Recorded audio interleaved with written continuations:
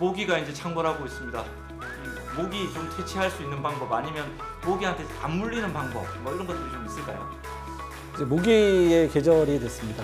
여름에 모기에 물리면 잠도 못 자고 또는 심지어는 모기에 물려서 여러 가지 감염병에 걸릴 수도 있어서 문제인데요.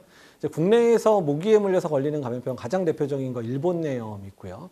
또한 3일열 말라리아 이제 감염이 될 수 있습니다. 또 해외 여행 시에 걸릴 수 있는 모기맥의 질환들 훨씬 더 많죠. 그러니까 아프리카나 뭐 남미 그다음에 이제 동남아시아 같은 데서는 이제 3일열 말라리아 외에도 아주 치명적인 열대열 말라리아에 걸릴 수도 있고 또한 최근에 동남아시아 중심으로 댕기열도 유행하고 있고 또한 치쿤구니아 뭐 이런 병들도 유행하고 있고요. 지카도 최근에 이제 인도네시아 여행객 중에서 한 분 걸리셔서 국내에 입국하셔가지고 한번 뉴스가 된 적도 있습니다. 어떻든 이런 모기맥의 감염병, 그러니까 모기에 걸려서 이제 걸리는 이제 감염병 같은 경우는 일단 모기에 안 물리면 이 병이 발병하지 않기 때문에 모기에 물리지 않는 방법에 대해서 여러 가지 연구들도 있고 이미 여러 가지 약들도 나와 있기는 합니다.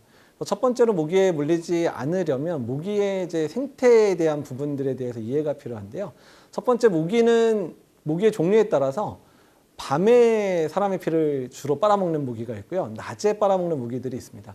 주로 밤에 이제 사람에서 이제 흡혈을 하는 모기들의 대표적인 게 우리나라에서 유행하는 이제 일본내염 일으키는 그런 이제 빨간 작은 집 모기라고 있어서 그런 빨간 모기들이 그러는데요. 그건 밤에 이제 활동을 하고요.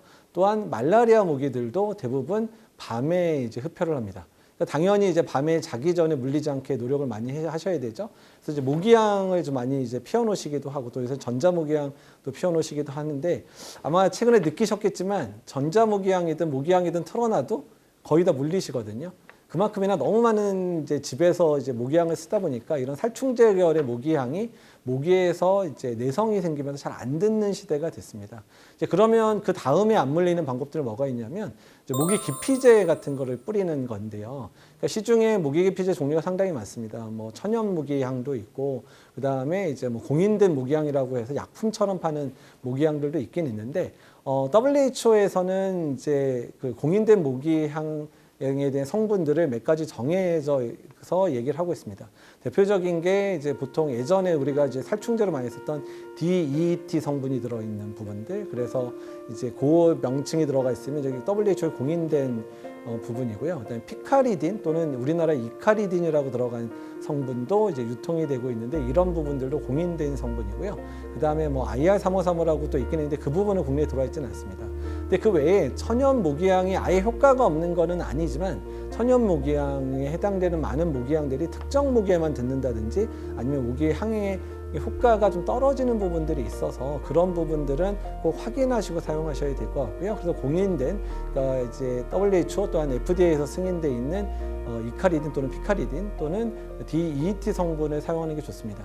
모기 기피제도 사용할 때 주의해야 되는 것들이 DEET 성분은 용량이 높아가면 높을수록 피부에 잔류하는 시간도 길어져서 좋을 거는 같지만 피부에 매우 자극적으로 될 수도 있고 특히 소아 같은 경우에는 농도가 높으면 화상 입은 것처럼 이렇게 빨갛게 변할 수도 있어서 대부분 10%대 또는 10% 미만의 그러니까 모기 기피제들이 판매되고 있고요. 그런 모기 기피제 사용할 때도 보통 10% 정도 내외인 경우는 3, 4시간이면 효과가 날아가거든요. 그래서 야외 활동이 길어진다든지 아니면 수면 중에라도 모기가 무는 것 같으면 3, 4시간 지나면 다시금 한번 발라주셔야 효과를 낼 수 있습니다.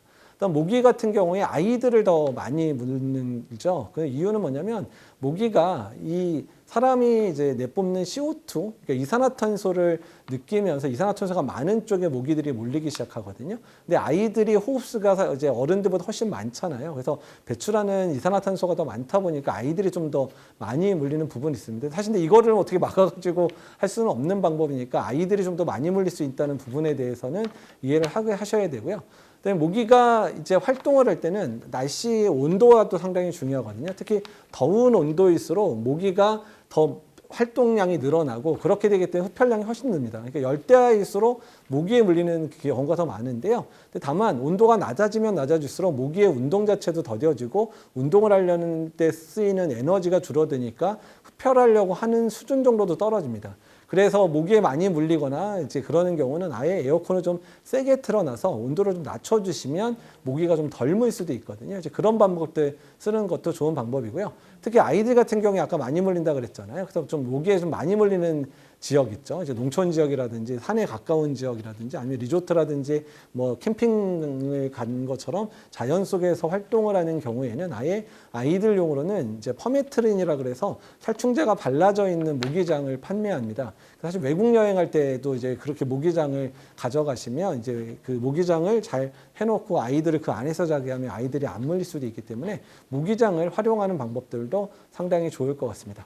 어떻든 간에 여름철에 모기에 걸리는 부분들 꼭 주의를 해주셔야 되고 특히 모기에 안 물리게 하는 방법이 지금으로선 최선이라는 부분들 말씀을 드리고요. 어쨌든 말씀드린 내용들 잘 숙지하셔서 뭐 모기 빗자를 바른다든지 모기장을 사용한다든지 아니면 집안을 좀 더 시원하게 한다든지 이런 방법들이 모기 물리는 데 좀 도움이 될 수 있다라는 팁을 알려드립니다. 감사합니다. 이 건강 캠페인은 서울특별시와 서울특별시 의사회가 함께합니다.